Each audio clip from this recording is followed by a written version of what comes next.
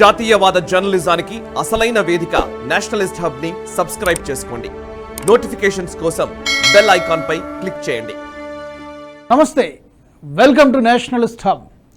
జమ్మూ కాశ్మీర్లోని రియాసీ జిల్లాలో జూన్ 9వ తేదీ సాయంత్రం శివకోడి నుంచి తిరిగి వస్తున్న బస్సుపై ఉగ్రవాదులు దాడి చేశారు.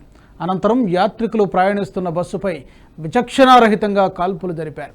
ఉత్తరప్రదేశ్, రాజస్థాన్, ఢిల్లీకి చెందిన యాత్రికులు ప్రయాణిస్తున్న బస్సుపై రియాసీలో ఉగ్రవాదులు కాల్పులకు తెగబడ్డారు. ఇందులో 9 మంది ప్రాణాలు కోల్పోగా 41 మందికి పైగా గాయపడ్డారు. యాత్రికుల బస్సుపై తామే దాడి చేశామంటూ పాకిస్తాన్ నుంచి కార్యకలాపాలు సాగించే ఉగ్ర సంస్థ ది రెసిస్టెంట్ ఫ్రంట్ ప్రకటించింది. ఆ తరువాత ఈ ప్రకటనను ఉపసంహరించుకుంది. లష్కరే తోయిబా సంస్థ ఈ ఘటనకు సూత్రధారి కావచ్చని కౌంటర్ ఇంటెలిజెన్స్ నిపుణులు అంచనా వేస్తున్నారు. దాడి చేసిన ఉగ్రవాదుల కోసం భద్రతా దళాలు వేట ముమ్మరం చేశాయి. సైన్యం, జాతీయ దర్యాప్తు సంస్థ ఎన్ఐఏ, కేంద్ర నిఘా సంస్థలు సంయుక్తంగా ఈ కూంబింగ్ ఆపరేషన్ కొనసాగిస్తున్నాయి. ఉగ్రవాదులు చేసిన ఈ మెరుపు దాడి ఉనికిని కాపాడుకునే చర్య కాదు, పథకం ప్రకారం చేసిన మాటు దాడి. అత్యాధునిక విదేశీ ఆయుధాలు, పకడ్బందీ ప్రణాళికతో చేసిన హంతక దాడి. భారత ప్రధాని నరేంద్ర మోదీ 3వసారి ప్రమాణ స్వీకారం చేస్తున్న సమయంలో ప్లాన్ చేసిన అటాక్. పోలీస్ స్టేషన్లు ఎంత దూరంలో ఉన్నాయో తెలుసుకోవడంతో పాటు తాము దాడి చేయదలుచుకున్న రహదారిపై రద్దీని గుర్తించి పూర్తి స్థాయి రెక్కీ చేసిన తరువాత చేసిన యాంబుష్గా దీన్ని పరిగణించారు. చైనా, అమెరికా తయారీ M16, M4 కార్బైన్ లాంటి నిప్పులు చెరిగే రైఫిళ్లతో ప్రయాణికులపై ఉగ్రవాదులు దాడికి పాల్పడ్డారు. ముందస్తుగా రూపొందించుకున్న ప్రణాళిక ప్రకారం 25 కిలోమీటర్ల దూరం నుంచే టూరిస్టుల బస్సును ఓమ్నీ వాహనంలో అనుసరించారు. యాత్రికుల బస్సు పల్లానికి ప్రయాణిస్తున్నప్పుడు వేగం మందగించడంతో ఉగ్రవాదుల దాడి మొదలైంది. జాతీయ దర్యాప్తు సంస్థ అధికారులు రంగంలోకి దిగిన తర్వాత మొత్తం దాడి జరిగిన తీరును పూర్తి స్థాయిలో అంచనా వేశారు. సుమారు 11 ఎన్ఐఏ బృందాలు దర్యాప్తులో ఉన్నట్టు తెలుస్తోంది. 7 హైటెక్ డ్రోన్ గాలింపు టీంలను కూడా గాలింపులో వినియోగిస్తున్నట్టు తెలుస్తోంది. పీర్ పంజల్ పర్వత శ్రేణుల్లోని నైరుతి దిక్కులో జమ్మూ ప్రాంతంలో ఉగ్రవాదుల కదలికలపై నిఘా ఉంచినప్పటికీ ఎక్కడ పొరపాటు జరిగిందో గుర్తించడానికి అధికారులు అన్ని వైపుల నుంచి విచారణ చేపట్టారు. ఈ దాడిని మోస్ట్ లెథల్ మిలిటెంట్ స్ట్రైక్గా పేర్కొన్నారు. కాకతాళీయంగా ఉగ్రవాదులు ఒక చోట నుంచి మరో చోటుకు ప్రయాణిస్తున్నప్పుడు యాత్రికులు తారసపడడంతో జరిగిన దాడి కాదని ఎన్ఐఏ అధికారులు తేల్చేశారు. ఈ ఏడాది మార్చి నుంచే దాడులకు రూపకల్పన చేసినట్టు ఎన్ఐఏ అధికారులు నిగ్గు తేల్చారు. జమ్మూ కాశ్మీర్లో పనిచేస్తున్న వివిధ నిఘా విభాగాల నుంచి వచ్చే సమాచారాన్ని క్రోడీకరించిన తర్వాత మరింత స్పష్టత వచ్చే అవకాశం ఉంది. మరో 2 రోజుల్లో పూర్తి వివరాలు తెలిసే ఛాన్స్ ఉంది. పీర్ పంజల్ పర్వత శ్రేణుల్లో ఉగ్రవాదుల కదలికల గురించి ఇన్ఫార్మర్ యంత్రాంగం ద్వారా గడిచిన నెల రోజులుగా అందిన సమాచారాన్ని, నిఘా విభాగాల నివేదికలను క్రోడీకరించే పనిలో ఉన్నారు ఎన్ఐఏ అధికారులు. జమ్మూ కాశ్మీర్లో సాయుధ బలగాల ప్రత్యేక అధికారాల చట్టాన్ని తొలగిస్తామని, దాంతోపాటే బలగాల సంఖ్యను కుదించే యోచనలో ఉన్నట్టు ఈ ఏడాది మార్చి 28న కేంద్ర హోంశాఖ మంత్రి అమిత్ షా కీలక ప్రకటన చేశారు. అయితే ఏప్రిల్ 18న ఎన్నికల నోటిఫికేషన్ వెలువడింది. జమ్మూ కాశ్మీర్లో బలగాల మోహరింపు ఒకంత పెరిగింది.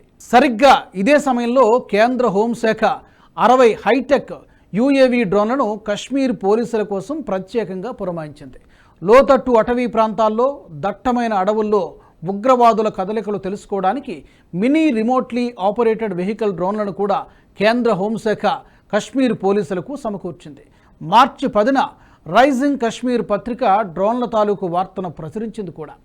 కేంద్రం అఫ్స్పాని తొలగించడంతో పాటు బలగాల సంఖ్యను కుదిస్తుంది, కానీ ఎలక్ట్రానిక్ వార్ఫేర్లోకి దిగుతోందని ఉగ్రవాద సంస్థలు పసిగట్టాయి. అంటే మొత్తంగా కేంద్ర ప్రభుత్వం ఎలక్ట్రానిక్ వార్ఫేర్కు సిద్ధమైందని ఉగ్రవాద సంస్థలకు అర్థమైంది. ప్రభుత్వం చేసే ఎలక్ట్రానిక్ వార్ఫేర్ను తట్టుకోవడం కష్టం.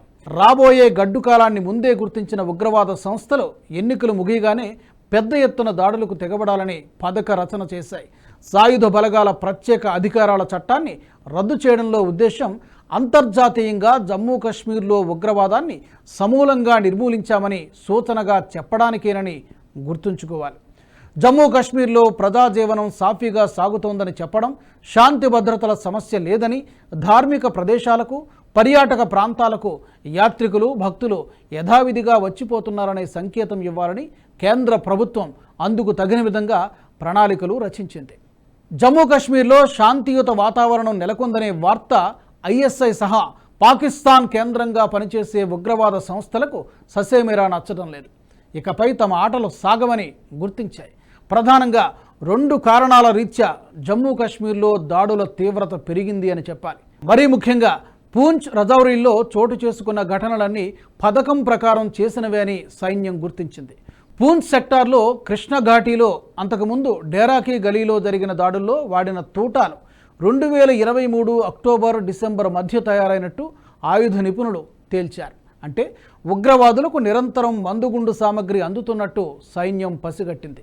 ఏ మార్గాల ద్వారా అందుతున్నాయో తెలుసుకోవడానికి చేసిన ప్రయత్నాలు కొన్ని సఫలమైనప్పటికీ కీలక సమాచారం ఏదీ దొరకలేదు. అంతేకాదు పీర్ పంజల్ పర్వత శ్రేణుల చుట్టూతా ఉగ్రవాదుల ఇన్ఫార్మర్ నెట్వర్క్ కూడా చాలా యాక్టివ్గా ఉన్నట్టు సైన్యం గుర్తించింది.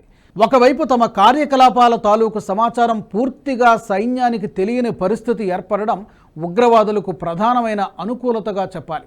మరోవైపు కేంద్రం ఎలక్ట్రానిక్ వార్ఫేర్లోకి దిగడమనే భయం ఉగ్రవాదులను మరింత భయానికి గురిచేసిందనడంలో ఎలాంటి సందేహం లేదు. దీనికి తోడు మే మాసం తర్వాత వైష్ణోదేవి ఆలయ సందర్శనకు భక్తుల తాకిడి క్రమంగా పెరుగుతోంది. రియాసీ ప్రాంతాన్ని మిలిటెన్సీ ఫ్రీ ప్రాంతంగా పరిగణిస్తారు. పొరుగున ఉన్న పూంచ్ రజౌరీల్లో ఉగ్ర కార్యకలాపాలు ఉన్నప్పటికీ రియాసీ జిల్లాలో పెద్దగా ఉన్న దాఖలాలు లేవు.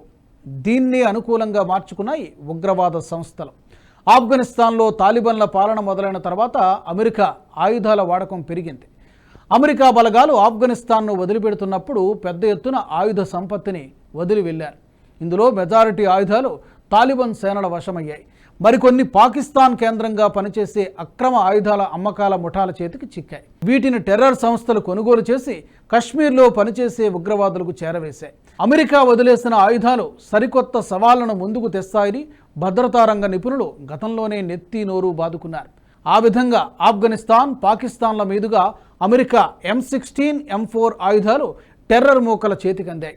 ఒకవైపు మోదీ ప్రమాణ స్వీకారం చేస్తున్న సమయం కావడం, మరోవైపు శివకోడి రహదారిపై పెద్దగా వాహనాల రద్దీ లేకపోవడాన్ని ఉగ్రవాదులు తమకు సరైన సమయంగా భావించారు.